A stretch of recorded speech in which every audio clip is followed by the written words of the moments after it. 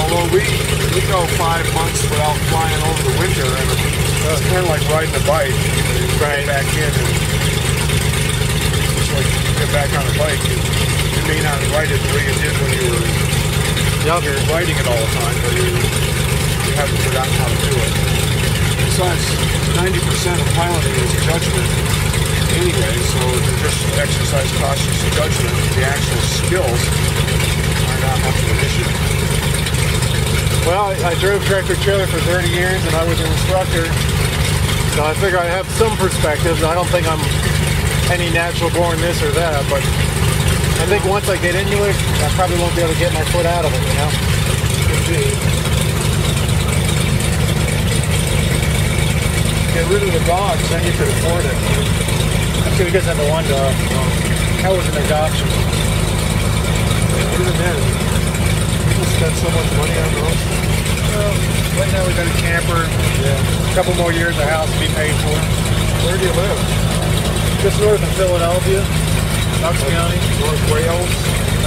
Close. How about Langhorne, Newtown? I know those names. My wife had a relative that lived in North Wales and also Lansdale. Yeah, somebody in Lansdale, somebody in Lansdowne. I've landed down there at Essington in the Delaware River, near the airport. I don't think I would be willing to go again. Excuse me. Okay, go ahead. I like this anyway. There's a lot more room. I tried to get in a 150 once. That was a jerk. Yeah, this is quite a bit bigger. Yeah. Bigger than 172 also. So what's the biggest difference between taking off on water? You just have to break the surface tension? Yeah, but you need a longer run? It's typical to take a somewhat longer run. It's the drag that's the issue, and the fact that we execute almost all takeoffs in a way that you would do a soft field takeoff on land, which means you are going to pull the airplane into the air at the absolute minimum flying speed. Most people don't do that on land, and it's not a good practice anyway, because frequently the thing will settle back on, and it might be drifting when it does that. Right. But that's not necessarily going to be a problem on water.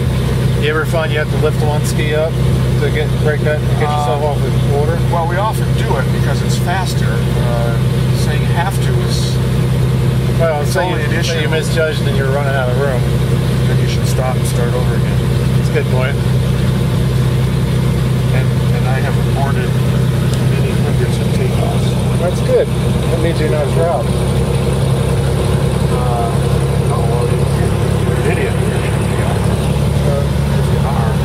We also fool around with the thing a lot more. We take off generally with more flap.